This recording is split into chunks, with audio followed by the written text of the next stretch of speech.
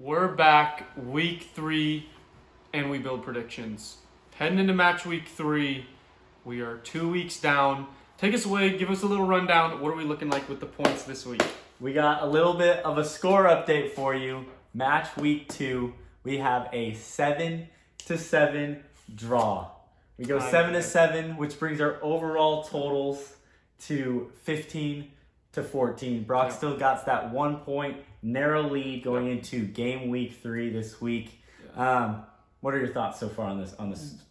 What a thriller. I just want to let everybody out there know I have never been more excited watching a Nottingham Forest Sheffield United game. Oh my days, I'm on the edge of my seat. The scoreline is 1-1. Oh no, Jordan. 88th minute, header, it goes in. I'm running around screaming for Nottingham Forest. Oh my goodness, who would have thought? It's a bit of fun. We're having a lot of fun with you. We want you guys to join in with the amount of fun we're having. It's a great time, and I'm excited for this week. Real quick, let's touch back on last week. Let's get into it. We talked a little bit about bringing up a start, bench, cut. Yeah. Saka, Foden, and Rashford. What is your start bench cut there? My start bench cut, obviously, we're starting Starboy. Oh, come on. Days. And then the fancy feet of Foden is going to be coming off my bench, and then I'm cutting Rashford. Okay. It's just simple as that. No justification. That's just how I'm feeling. Yeah, and I mentioned a little bit that at this point, I'm full Saka start. He has to. He is just electric. Last week, I probably would have said Rashford bench, Foden start. Or Rashford bench, Foden cut. But after watching Foden in that City game, I mean, he was the catalyst. He was the star. He was the center. He just came in and filled De Bruyne's shoes, and he was brilliant. Every single chance Man City created was him. So I would bench Foden, and I would cut Rashford just because of maybe that inconsistency. Simple as that. We made you wait for a week. There you have it. Let's get into match week 3. Take us away with Chelsea at home versus Luton Town. Chelsea at home against Luton Town. Yeah. Chelsea last week, one of the shocks of the weekend. It was weird. Right? It was weird. Loss on the road at London Stadium against West Ham 3-1, and Luton got a bye week. Yeah. And so it will be interesting to see after only seeing a game of Luton. But for this one, I got a 2-0 win for Pochettino. Finally going to get the job done, I think, here. Yeah. I just don't think Luton's enough. Yeah, I also do not see Chelsea conceding, so that makes it pretty easy for me. I'm going to go 3-0. I think they've got some goals in them. Back at home, we saw them look really sharp in front of the home fans last week. I think it's pretty simple for me, 3-0. 3-0. Boom. They'll get it done in front of the home fans. And the two big talking points are those $100 million boys. We get a missed penalty and a conceded penalty. It'll be interesting how they continue to They're young. These things take time. I don't think it's any surprise. But that gets us into the second fixture, an early one for us here in the States. Bournemouth versus Spurs. I go ahead and say what you're going to say, because I already know the direction you're going to head. I don't want to hear it, but go ahead, take it away. Spurs were fun to watch. Fun to watch. For the first time, I literally was talking to all my Spurs fans. Yeah. Shout out Palmer. Shout out Connor Anderson, right? We're talking to these boys, and I'm telling them, I'm like, I have never enjoyed to watch Tottenham since probably the Champions League days, right? Right. But they were fun to watch this last weekend. They were fun to watch. I'll add this fair play. Madison, he looked really sharp. Yeah. It was fun to watch, Yeah, he's the catalyst. He's the catalyst, right? Yeah. And so for this one, you want to take the prediction here? Yeah, I think that we're going to see something probably a little bit scrappier. I don't know if this is just kind of a tactically well done. On the road, right. I think you'll see a 2-1. The reality is it's the Premier League, and every road game is going to be tough. And so I'm going to have a 2-1. I do think Spurs look good. They played an attractive style of football. It's just we're not used to that. And they really did look good going forward. And in possession, really good. I think that'll help them on the road. I'm going to have it with a 2-1 victory. Yeah, and Bournemouth is an interesting team. I can't really judge them yet. Yeah. Something about me thinks they might be good, but they only have 1 point on the board so far. Be interesting to see, but I'm gonna agree with you.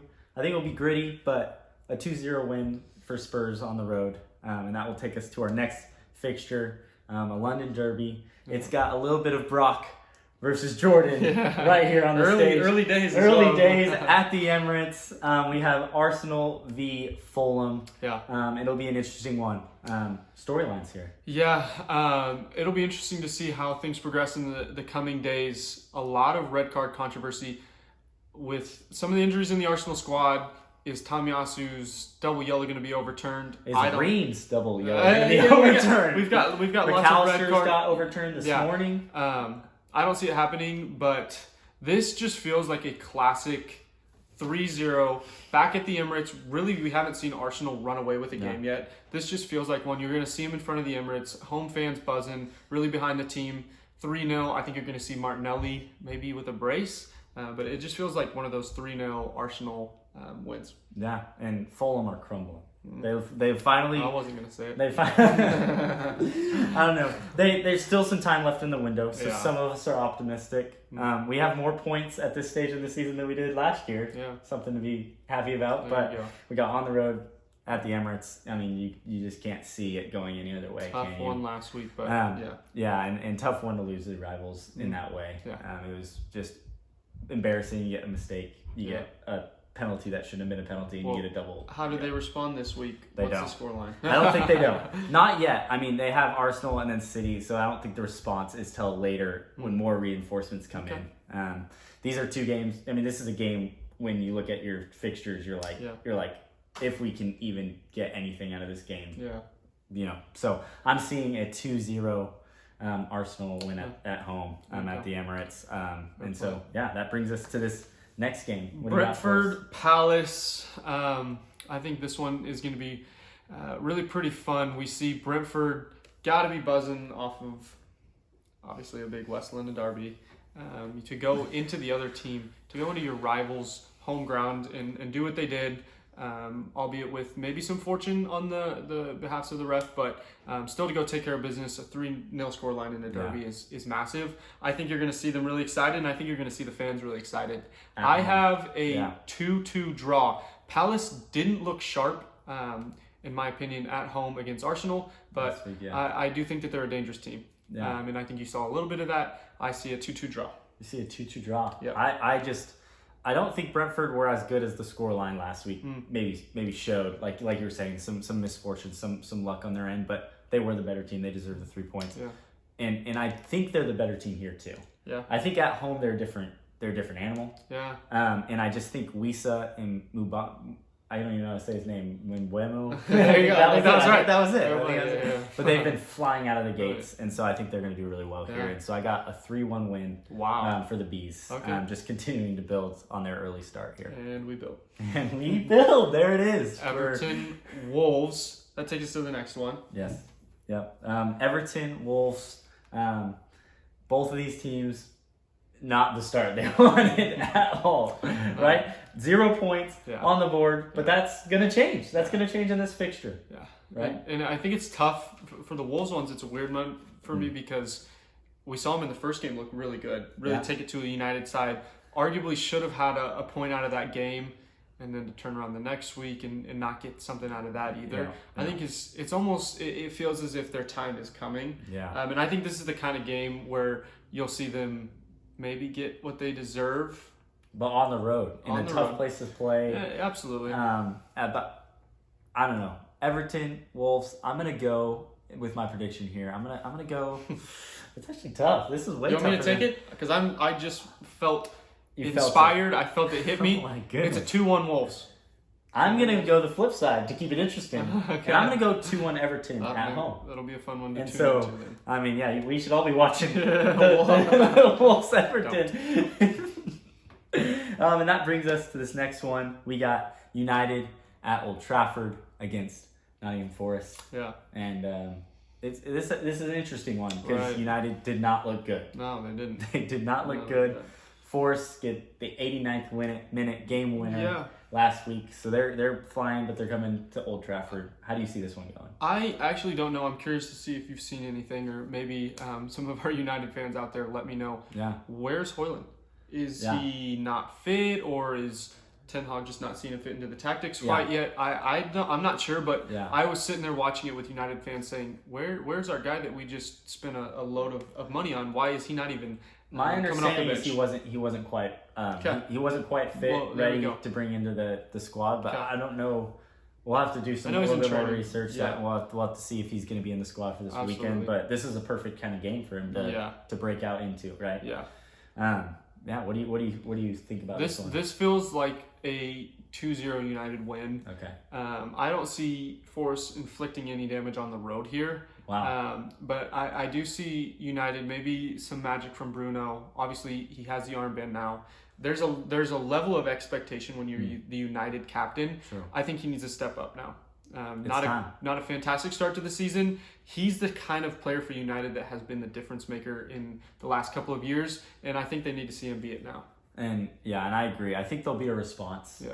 I got 2-1. Okay, 2-1. And so be a little bit different from you. So we'll see what happens there. Cool. That takes us to the Brighton West Ham.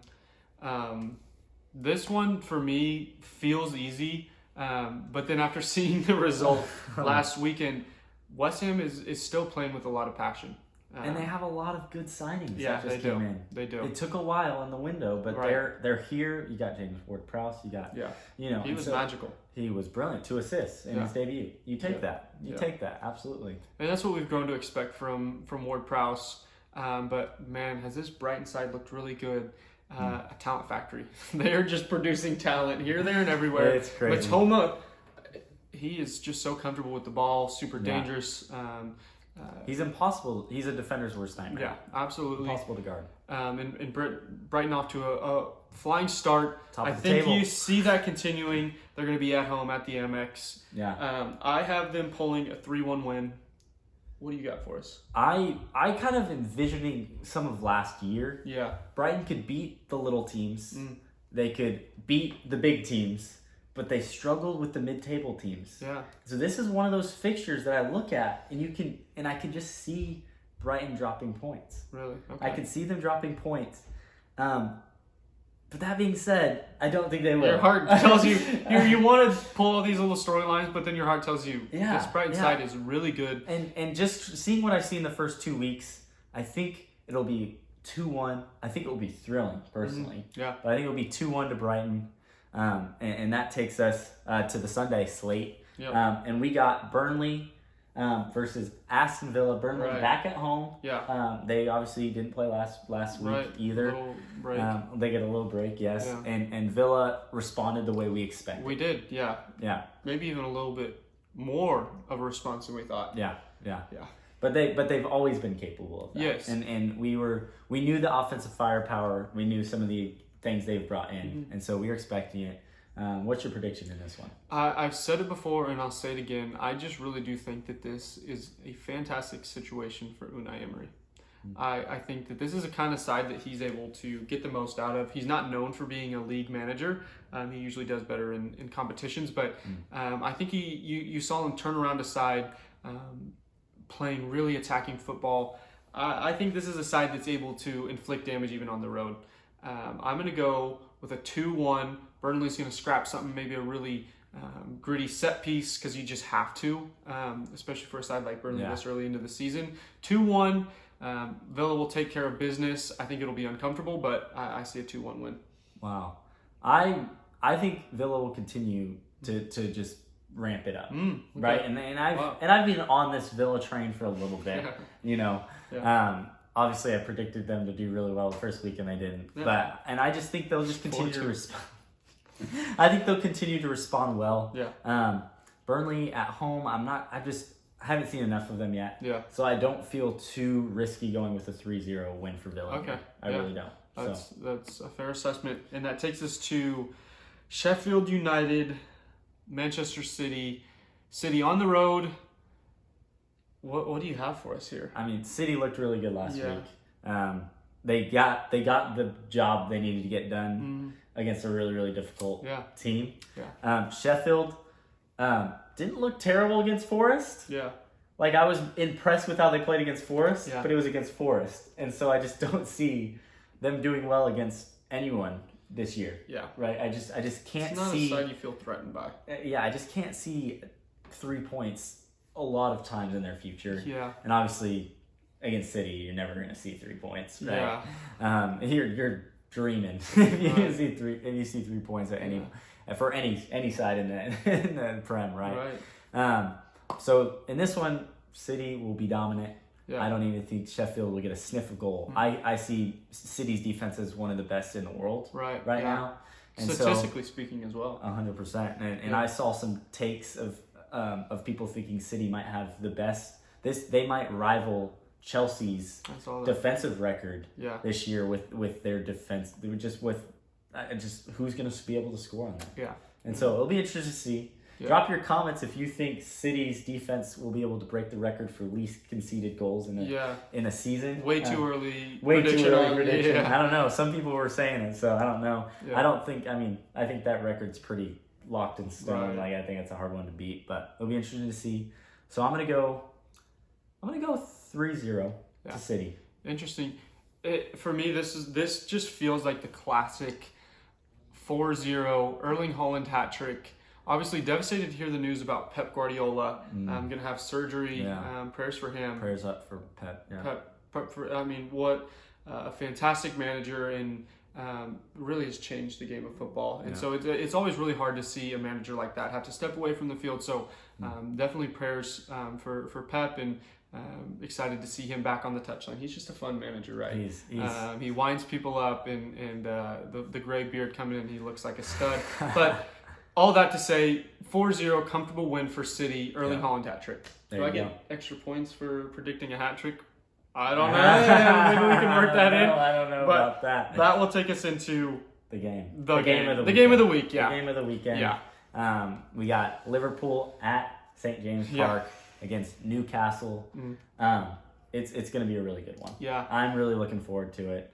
I know our boy Sam Absalom's really looking forward to it. Yeah.